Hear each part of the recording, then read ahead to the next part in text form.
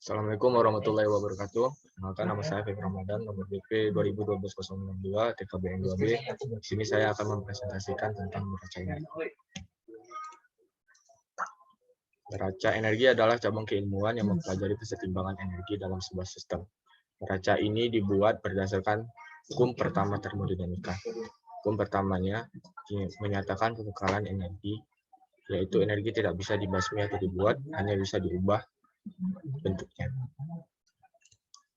Macam-macam energi. Satu, energi kinetik, yaitu energi yang memiliki benda terkait dengan gerak relatif.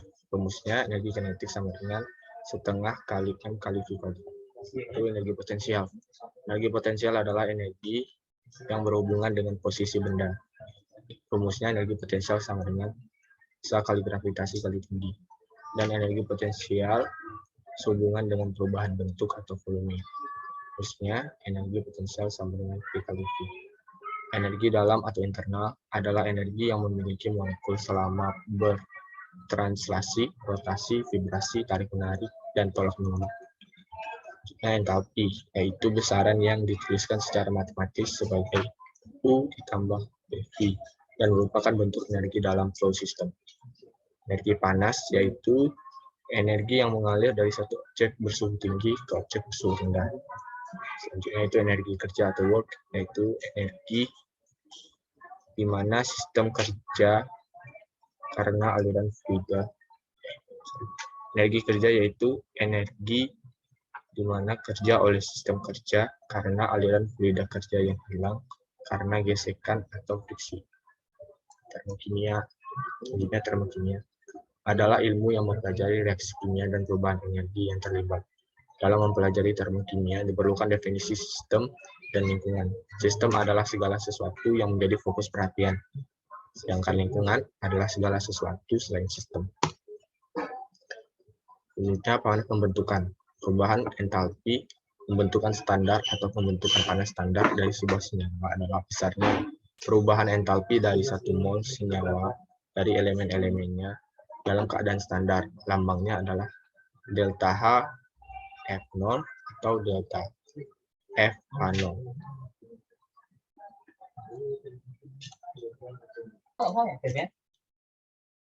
Selanjutnya yaitu rumus dan data panas pembentukan. Rumus dan data panas pembentukan dapat dilihat dari slide. Selanjutnya panas reaksi, yaitu perubahan energi timbul dari kerja mekanik langsung terhadap sistem atau terjadinya kontak kalor antara dua sistem pada suhu yang berbeda. Dalam ilmu kimia, sumber perubahan energi yang penting berasal dari kalor yang diberikan atau diperoleh dari suatu reaksi kimia pada tekanan tetap. Pengaruh kalor inilah yang disebut dengan termokimia dan dinyatakan sebagai panas reaksi. Rumus data panas reaksi, yaitu delta H sama dengan M kali S kali delta T. Data yang diperlukan seperti massa, reaktan, S, kalor jenis produk, dan delta T perubahan suhu reaksi. Pemanasan pembakaran, yaitu perubahan entalpi pembakaran standar, adalah pengukuran besarnya energi yang dilepaskan dari pembakaran satu mol suatu zat. Rumusnya dapat dilihat dari slide.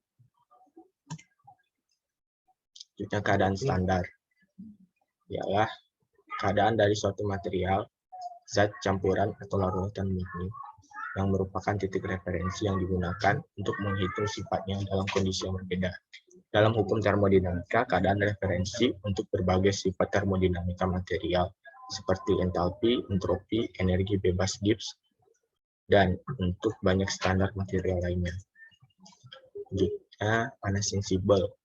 Panas sensibel jika sebuah benda dipanasi atau didinginkan, maka perubahan kandungan energi terlihat sebagai perubahan temperatur hubungan antara suatu perubahan kandungan energi benda dengan suhu. Pemanasan atau pendinginan dilakukan pada volume tetap. Rumusnya delta U sama dengan CV kali delta T.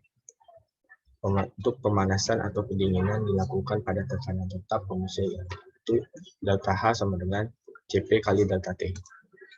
Rumus panas sensibel yaitu Q kali M kali C kali T2 dalam kurung T2 kurang T1, di mana M adalah massa benda, C adalah panas jenis, dan T1 kurang T2 adalah perbedaan suhu. Panas laten. Panas laten berkaitan dengan perubahan kandungan energi benda yang mengakibatkan perubahan fasa seperti penguapan, pengembunan, peleburan, dan juga pembentukan kristal. Perubahan fasa untuk benda murni berlangsung pada suhu dan tekanan yang tetap. Rumusnya Q sama dengan M kali, di mana M adalah massa benda dan L adalah kalor lebur benda. Contoh panas laten yang pertama, air mendidih di atas kompor terjadi ketika energi panas dari elemen pemanas dipindahkan ke panci dan selanjutnya ke air. Ketika energi yang cukup masuk, air cair mengembang, membentuk uap air dan mendidih. Sejumlah besar energi dilepaskan saat air mendidih. Karena air memiliki panas penguapan yang tinggi, maka air mudah terbakar oleh uap. Dengan demikian, energi yang cukup besar harus diserap untuk mengubah zat cair menjadi es di dalam freezer. Freezer menghilangkan energi panas, memungkinkan transisi fase terjadi. Air memiliki kalor fusi laten yang tinggi, sehingga mengubah air menjadi es membutuhkan lebih banyak energi daripada membutuhkan oksigen cair menjadi oksigen padat per satuan gram. Terima kasih, sekian presentasi dari saya. Saya tutup. Assalamualaikum warahmatullahi wabarakatuh.